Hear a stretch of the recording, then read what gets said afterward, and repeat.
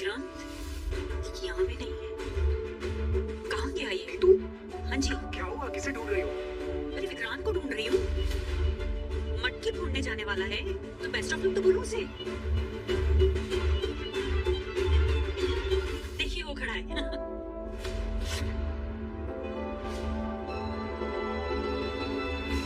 इस घोड़े को तो आज मैं नहीं छोड़ने वाली।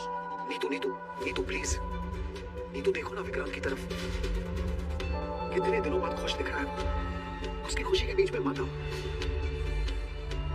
ये बात तुम भी जानती हो कि हमसे गलती हुई है, उसे मत दोहराओ।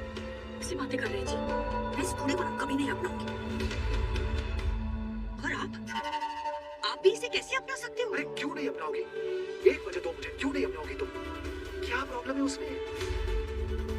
काम को लेकर जिम्मेदार है, संस्कारी है, रिश्तों को संभालना जानती है।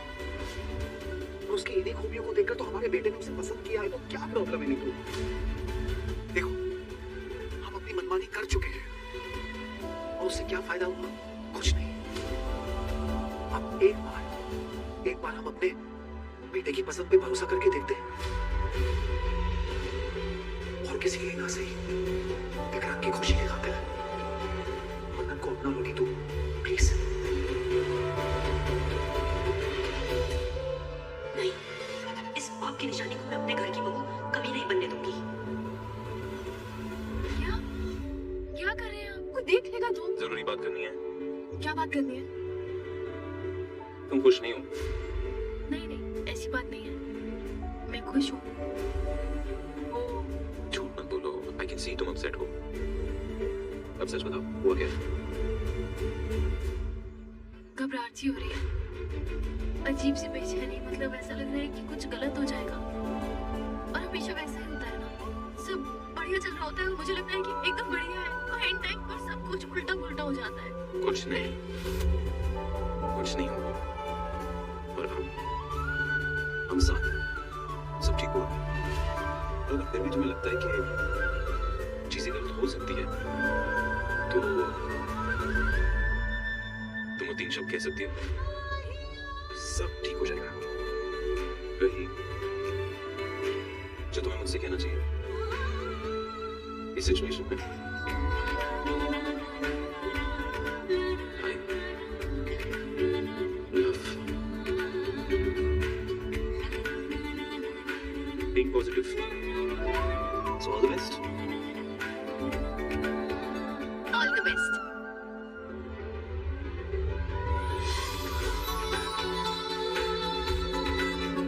ऐसे नहीं।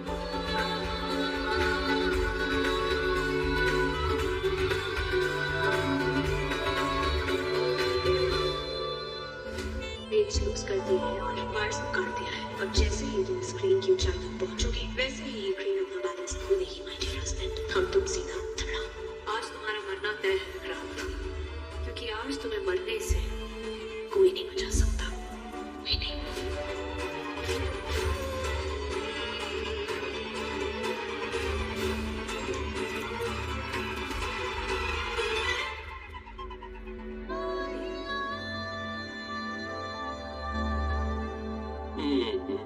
सब कुछ इतनी आसानी से नहीं मिलता, पहले कंपटीशन जीत के आइए, फिर सोचेंगे, समझे? सोचेंगे। हारने का सवाल ही नहीं पैदा होगा। फेंको फेंको।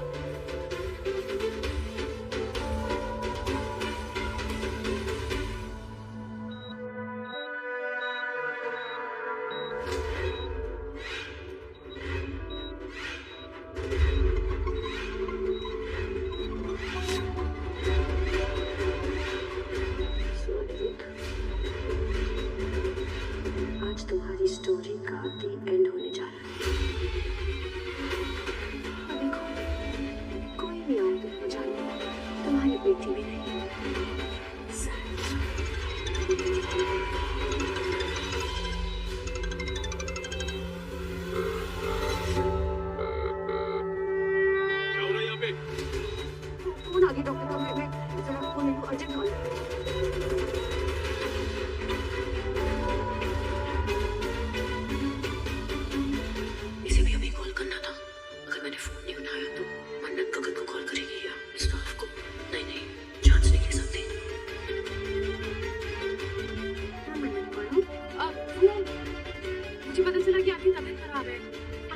करके पूछ लूं? आप ठीक तो है ना? आपको किसी चीज की जरूरत हो मैं आ जाती हूँ। हाँ नहीं तुम वहीं रहो बेटा, करण है ना मेरे साथ। बस थोड़ी देर आराम करूंगी तो ठीक हो जाऊंगी। हाय मेरे पति को तो प्लीज मैम शांत अबे तुम लोग को तो नहीं आता ना मेरे लाके तुम लोग ने क्या किया? मेरे पति को मार डाला, छोड़ूंगी नहीं तुम लोग को, एक को भी नहीं छोड़ूंगी, सबको जेल लेके जाऊंगी मैं। क्या? ये क्या हो रहा है? यही तो मैं बोलती रहती हूँ, ये मेज को मेरी बात ही नहीं सुनती है। फुल वॉल्यूम पे टीवी लगा के रखा हुआ है, समझ नहीं आता क्या करूँ, तंग आ गई मैं इससे। अच्छा मैं एक काम करती हूँ, मैं इसको वॉल्यूम कम करने को बोलती हूँ, तुम थोड़ा आराम कर लेती हो, तुम इवेंट एंजॉय करो। हाँ अच्छा ठीक है।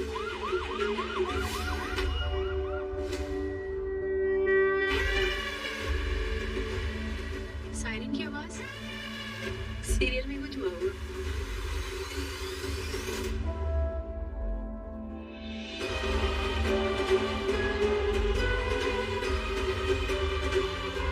इस बार तो पुलिस को शक नहीं हुआ, लेकिन मुझे इन्हीं किसी काम में बिजी रखना होगा ताकि इनका ध्यान मुझ पे न जाए। क्या करूं? ज्यादा टाइम नहीं है, तो कभी किसी भी वक्त होश में आ सकता है। रविंदर, प्लान बी शुरू करो ना।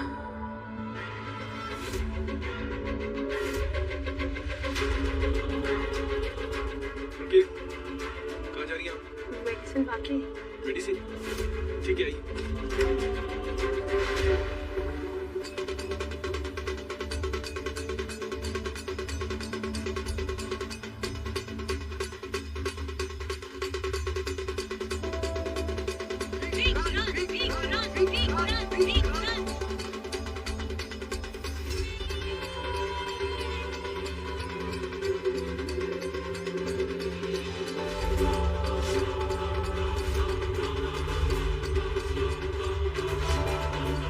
पुनीत इतनी ऊंची आंटी लगाइए, कितना खतरा है ऊपर।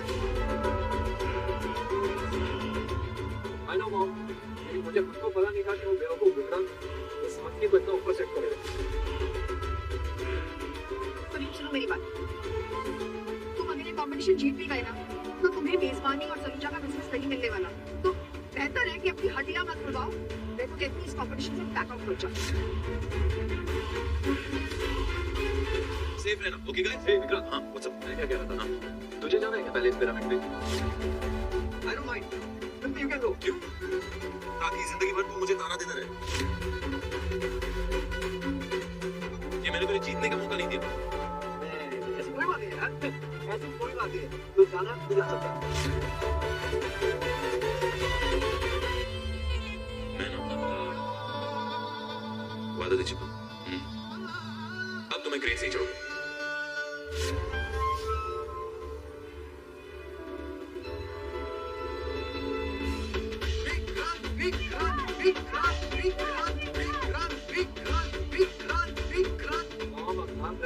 पीछे नहीं हट सकता, पीछे अगर हट गया तो सब होना पड़ेगा मेरा, समझो इसकी बात है। अच्छा तो आराम से, एकदम संभल के चढ़ना, समझे? Okay okay okay Maugham. एकदम ध्यान से। हाँ चलो भाई आराम से।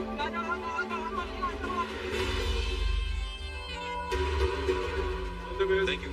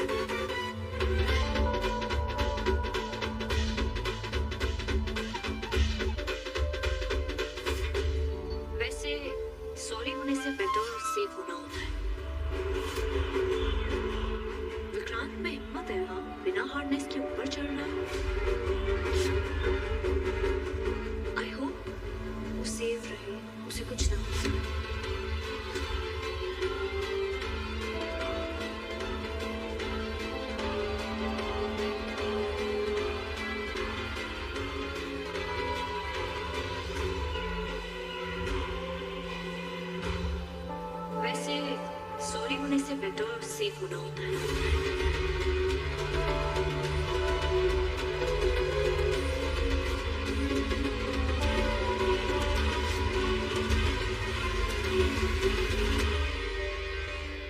मल्लिका ने ये बात ऐसे ही कही या कोई इशारा था? किसी अनहोनी का? आई मेरी बेचैनी किसी बुरे नतीजे में न बदल जाए। बाबा जी प्लीज कुछ गलत मत होने देना प्लीज। ये रविंदर क्या कर रहा है? मेरा मैसेज नहीं मिला क्या उसे?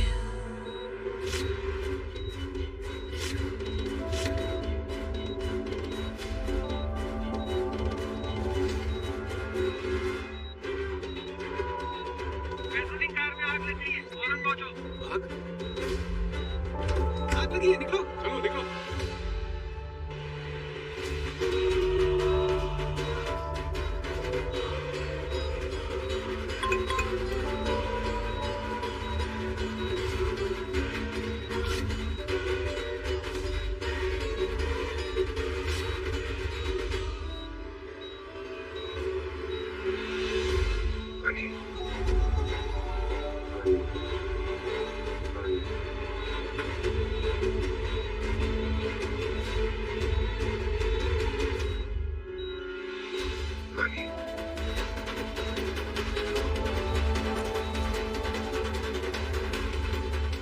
पानी पीना?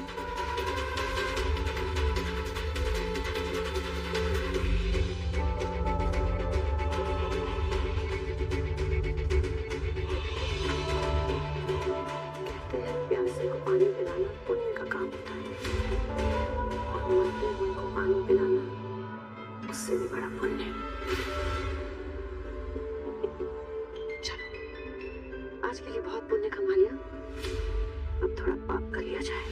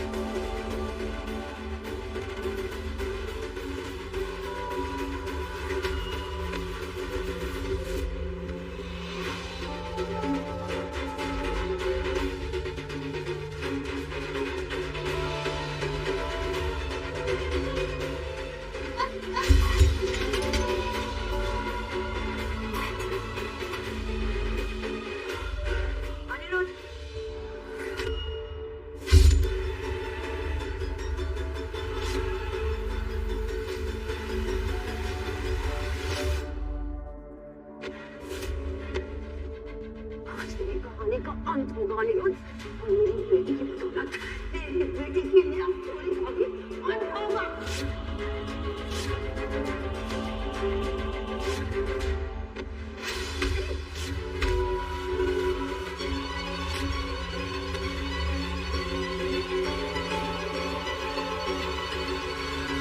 चाहे जो हो जाए अनिरुद्ध, आज मैं तुझे जिंदा नहीं छोड़ूंगी। क्या हुआ? पेशेंट कहाँ गया?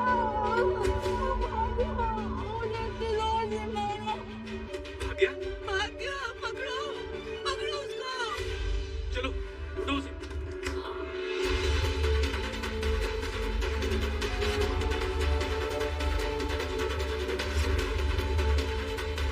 अनिरुद्ध, इससे पहले कि तू मन्नत तक पहुंचे या पुलिस तुझ तक, मैं तुझे खत्म कर दूंगी।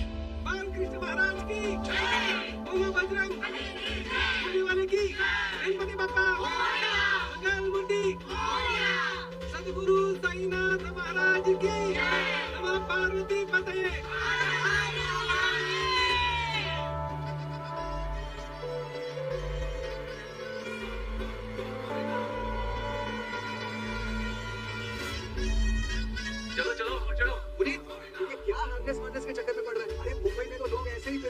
बात है, और तूने ट्रेनिंग भी तो ली है ना। अरे ताऊजी मैं क्या बताऊं, मैंने ट्रेनिंग ली, प्रैक्टिस भी की, लेकिन मुझे क्या पता था कि आपका बेटा विक्रांत बट्टी को इतने ऊपर टेक करेगा।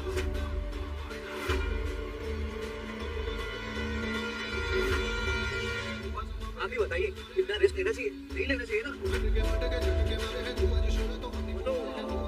मतलब हाँ हाँ है बस, लोग हैं सपोर्ट करने के लिए। ठीक है, ऑल द बेस्ट। जी ताऊजी।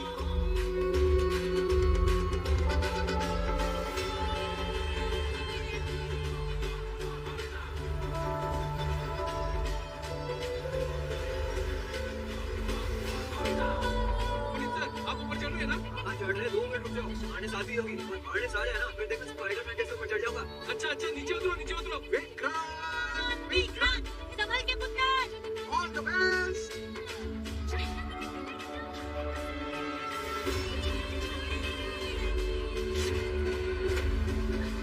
मेजबानी का हीरो कौन? विक्रांत विक्रांत।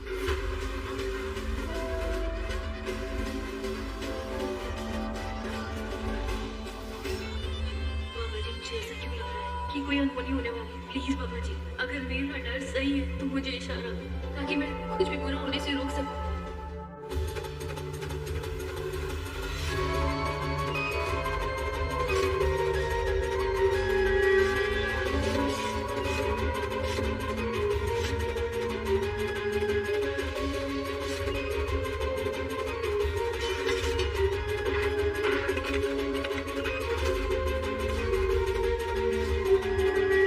एक इशारा दो बाबा जी।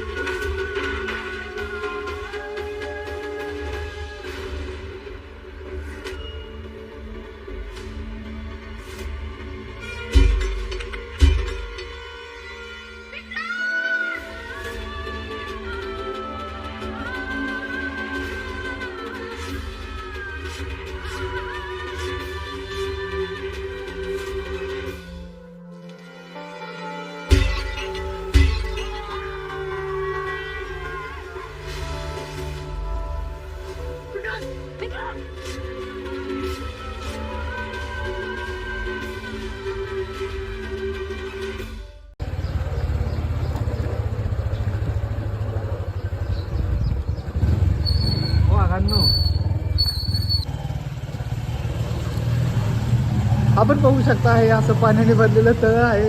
आपण पाहू शकता हे की किती चिखल आहे. चिखलातून गाडी घसरत आहे. काल रात्री पाऊस झाल्यामुळे रस्त्याची फार अवस्था खराब झालेली आहे.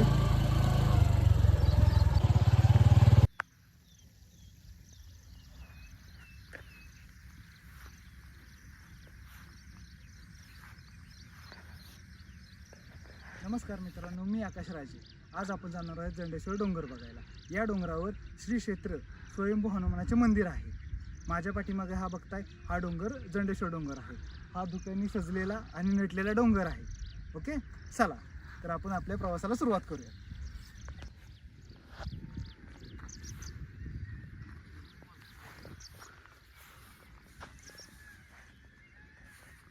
मित्रांनो, आपण ट्रेकला चालू केलेलं आहे आणि आपण अशा तऱ्हेने डोंगर चढत आहोत.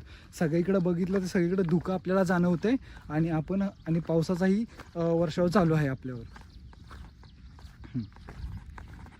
हा बघा, पाठीमागचा सगळा असा डोंगर नटलेला सजलेला आपल्याला पाहायला मिळतो. इकडच्या साईडला खोल दरी आहे. आपण आता तिसरा टप्पा सर करत आहोत आणि सर करता करता आपल्याला जे खडा चढ लागतोय, दगडी लागतात, झाडी खूप इथं, आता इथून पुढं खूप झाडी लागू शकतात आपल्याला. आणि आपण पाहतोय की इथं डोंगरचा खडा चढ आहे. लोक उतरत आहेत, आपण चढत आहोत.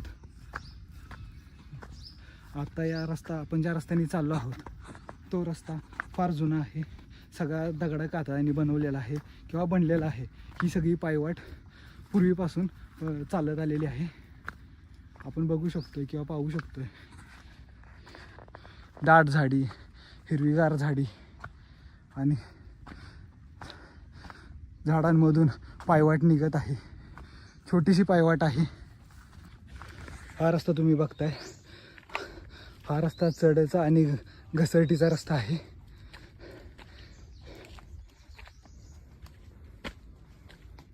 असा खडा चढ आहे. इथं तिसरा चढ चढताना घसरण्याची दाट शक्यता असते.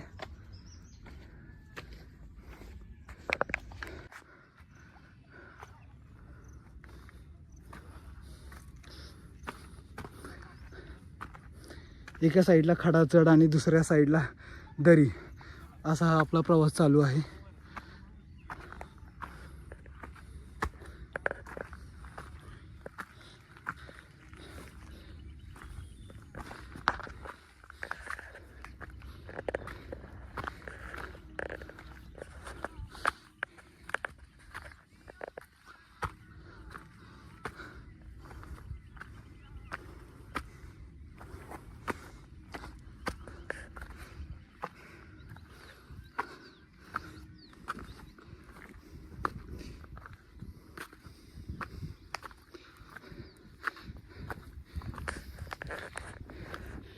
मित्रांनो, अशा तऱ्हेने आपण तिसरा टप्पा पार केलेला आहे. आपण माझ्या पाठीमागे बघू शकता, एका साईडला पूर्ण डोंगर आहे, या साईडला सातारा आहे, या साईडला सोनगाव आहे, डोंगराच्या पलीकडे कोरेगाव आहे, इकडे डोंगर आहे. डोंगराच्या त्या साईडला, डोंगराच्या या साईडला एक रस्ता आहे, डोंगराच्या त्या साईडला रस्ता आहे. वावगीसाठी 2 रस्ते तयार झालेले आहेत आणि जो आपण येतोय हा तो तिसरा रस्ता. मित्रांनो, आपण बघू शकता की आपण तिसरा टप्पा सर केलेला आहे आणि या टप्प्यावर आल्यावर आपल्याला असा नजारा दिसतो की एका साईडला सातारा, दुसऱ्या साईडला इकडे साईडला कोरेगाव, इकडे साईडला लोणंद हे आहे. आपलं गाव साताऱ्यापासून 10 किलोमीटरच्या अंतरावर आहे आणि तिथून हा झेंडा 2 किलोमीटरच्या अंतरावर आहे. आणि आपण जो मार्ग पत्करला किंवा जो निवडला आहे तो सातारा मार्गे बोरखाई मार्गे आलेला आहे.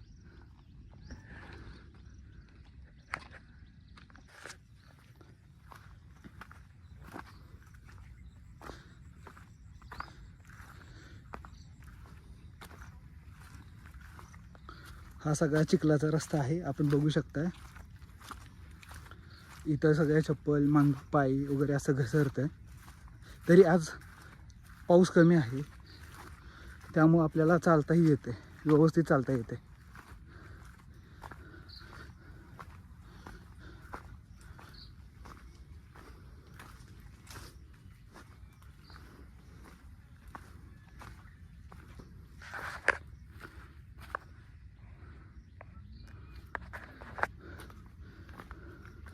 इथं सगळा घसरटा रस्ता आहे.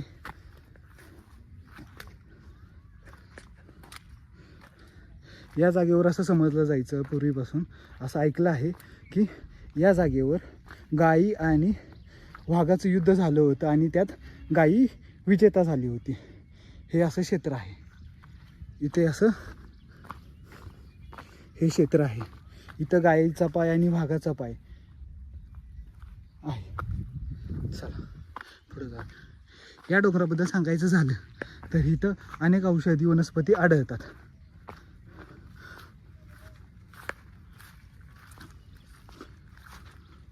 आपण बघू शकतोय हा रस्ता कशा प्रकारचा आहे आणि आपल्याला कशा प्रकारे वाट काढत जायची आहे.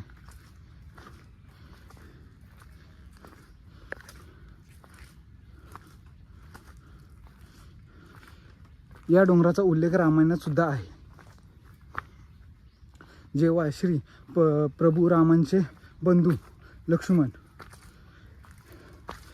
यांना बाण लागला होता, त्यावेळेस हनुमान द्रोणागिरी पर्वत आणायला निघाले होते. त्यावेळेस आणताना जो एक खडा पडला तो हा डोंगर म्हणून निर्माण झाला. यावर श्री क्षेत्र जंडेश्वरावर श्री हनुमानाचे स्वयंभू मंदिर आहे.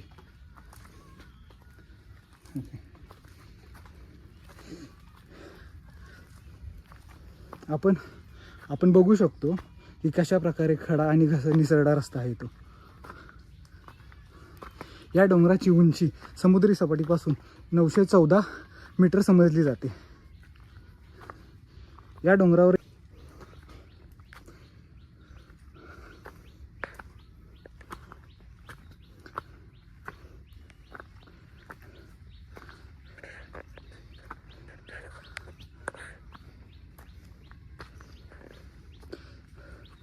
तुम्ही बघू शकताय सगळा झाडांनी दाटलेला आणि गजबजलेला असा हा रस्ता आहे आपल्याकडे जाणारा.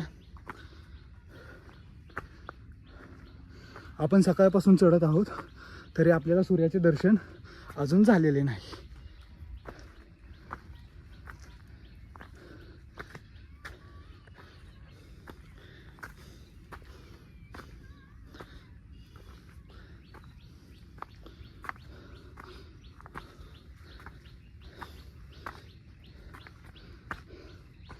अशा प्रकारे खडा आणि निसरडी वाट आहे. त्यातच हा रस्ता झाला कसा तर जास्त पावसामुळे जे पाणी वाहून आलं त्यातूनही अशी चर पडते आणि आपण त्या मार्गे हळूहळू वर चढत आहे.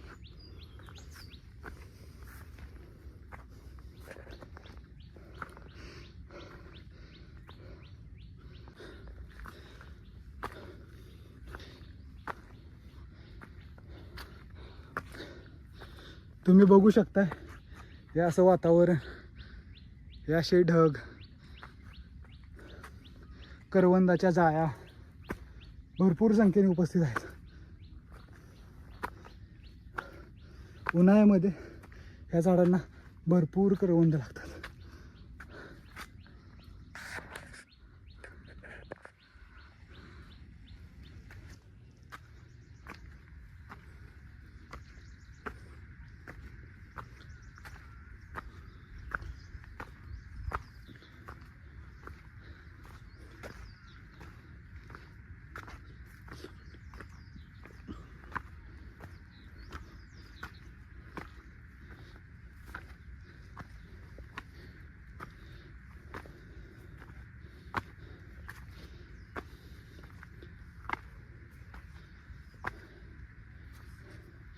या जंडेश्वर डोंगरावर प्रत्येक वर्षी श्रावण महिन्यात दर शनिवारी यात्रा भरते.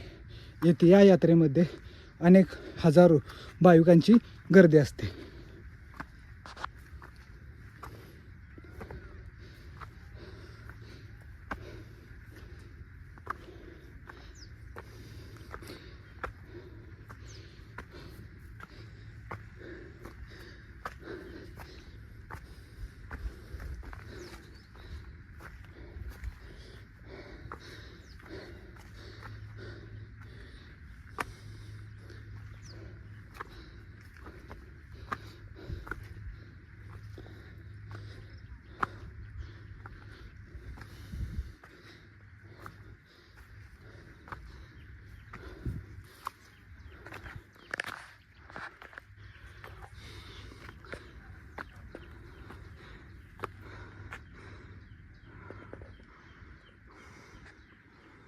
मित्रांनो, आपण तिसरा टप्पाही सर करत आलेला आहे आणि आता थोडाच रस्ता राहिलेला आहे. आपल्या पाठीमागचा हा व्ह्यू आपण पाहू शकतोय कशा प्रकारचा आहे.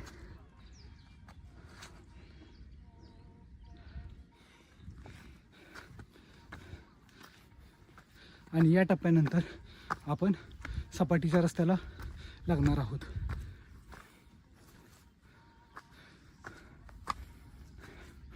आत्ता जे लागेल ते रडतोंडी म्हणतात ह्या रस्त्याला. इथपर्यंत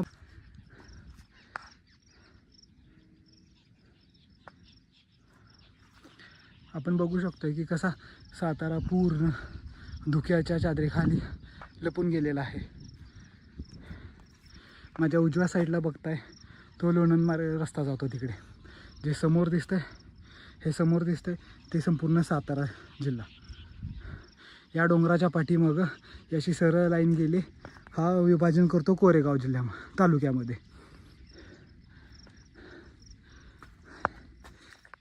इथून गेलं की खाली संपूर्ण दरीचा भाग आहे. जो आपण ज्या रस्त्याने वर आलो तोच हा रस्ता. हा असा खडा चढ आहे, अशा रस्त्याने जातो. आता हा ज्या रस्त्याने आपण चाललो आहे तो रस्ता रडतोंडीचा रस्ता म्हणतात.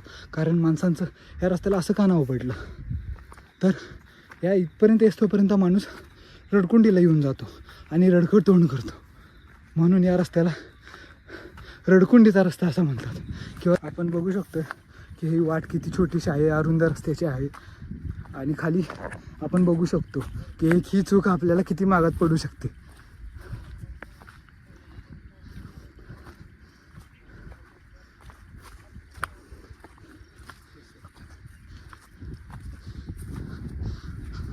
हा अरुंद आणि घसरडा रस्ता असल्यामुळे इथून सावधान आणि व्यवस्थित जावं लागते. आपण बघू शकतोय की कुठलंही प्रदूषण नसलेला, जवळपास कुठलाही त्रास नाही, पर्यावरणपूरक अशा परिस्थितीमध्ये हा जंडेश्वर या ठिकाणी आहे. छोट्या छोट्या टेकड्या, छोट्या छोट्या डोंगर रांगा, यामुळे इथलं आकर्षण अजूनच खूप छान वाटतं.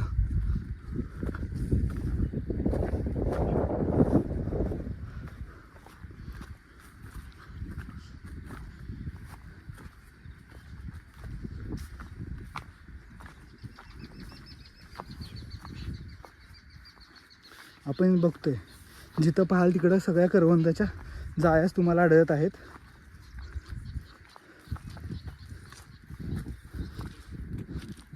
रस्ता बघू शकताय तुम्ही.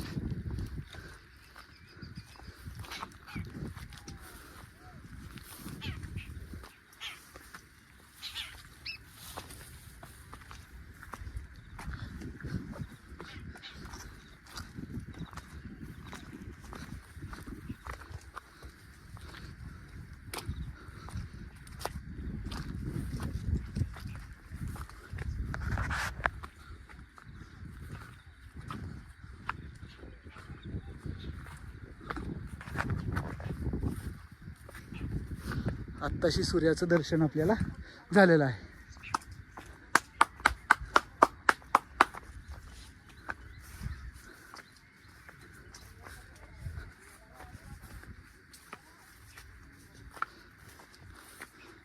या डोंगरामध्ये अनेक औषधी वनस्पती आढळतात.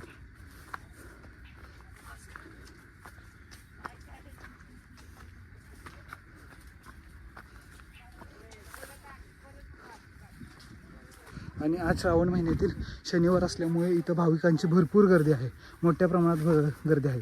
सकाळी 7 वाजता आरती होते, त्यानंतर महाप्रसाद दिला जातो. या ठिकाणी अकॅडमी, अनेक भाविक लोक, भरती करणारी मुलं, ट्रेकर्स यांची इथं गर्दी पाहायला मिळते.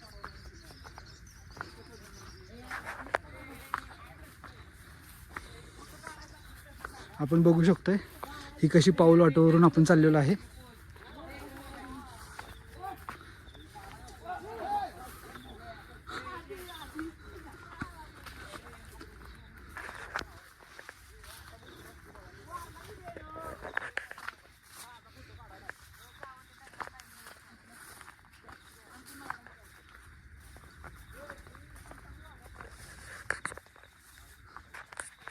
आपण बघू शकताय कशा प्रकारे किती मोठ्या गवतातून, किती झाडाझुडपातून आपण वाट काढत चाललेलो आहे.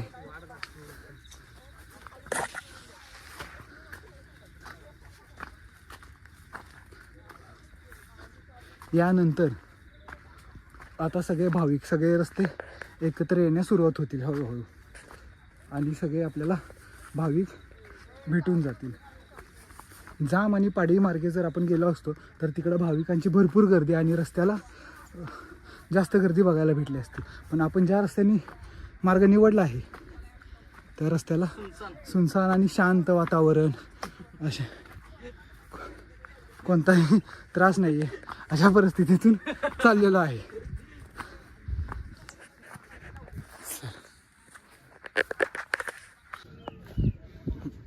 आता सगळ्या ठिकाणचे सगळे भाविक आपल्याला दिसायला चालू होतील.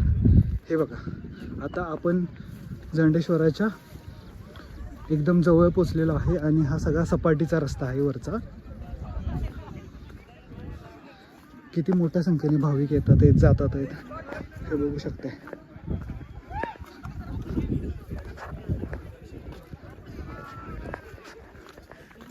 चला आपण आता गर्दी बघूयात. हळूहळू गर्दी वाढत जात आहे.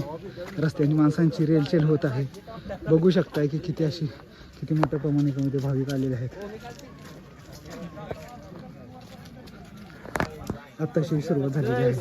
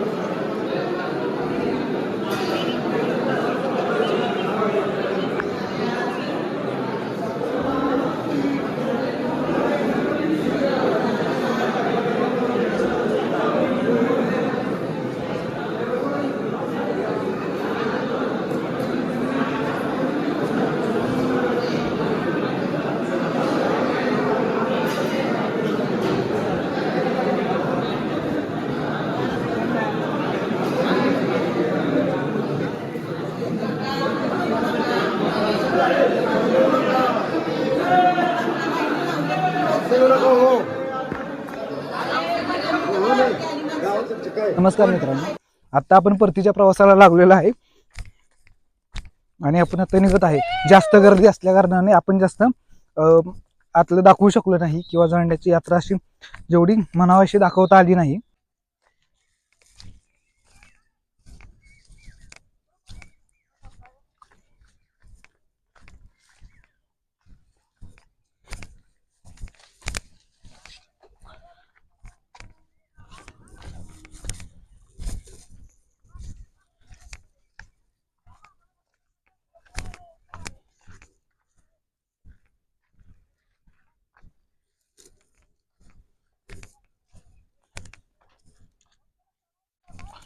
तुम्ही बघू शकताय असा किती छोटा रस्ता आहे.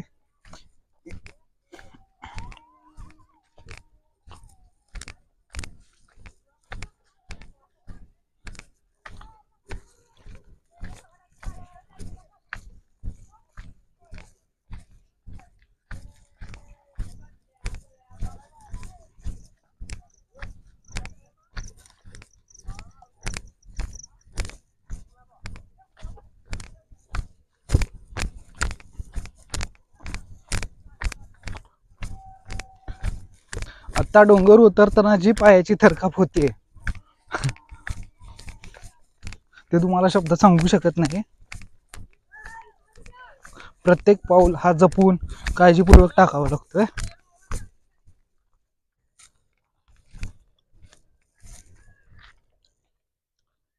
तुम्हाला दिसत असेल रेल्वे, जंडेश्वर रेल्वे स्टेशन. इकडे गेला तर इकडे पाहिलं तर माहुली रेल्वे स्टेशन. जंडेश्वरापासून सगळं दोन्ही स्टेशन 2 ते 3 किलोमीटरच्या अंतरावर आहेत. जर तुम्ही इथं व्हिजिट करू शकताय.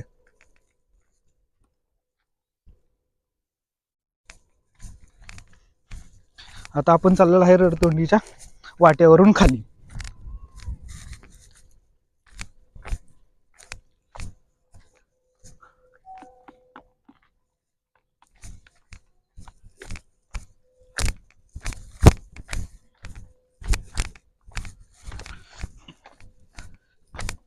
पावसामुळे आणि हिरव्या गवतामुळे पाय जास्तच घसरत आहे. त्यात दगडाची झालेली झीज, त्यामुळे छोटे छोटे दगड, वाळू, माती, त्यामुळे पाय घसरण्याची जास्त शक्यता आहे. त्यामुळं आपण हळूहळू चालूयात. आत्ताशी सूर्यप्रकाश येऊन मस्त असा व्ह्यू आपल्याला दिसतोय.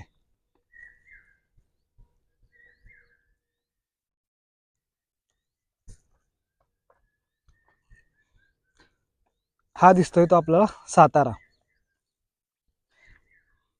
7 ताऱ्यांच्या मध्ये वसलेला सातारा.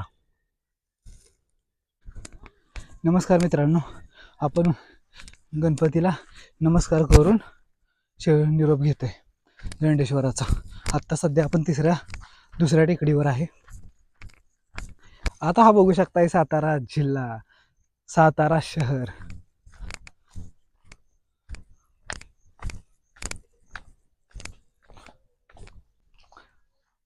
आपलं पार्किंग स्थळ आपल्या गाड्या लावायचं.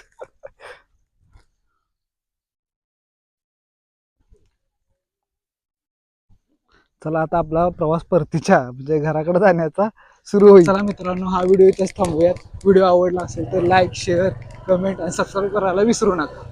धन्यवाद.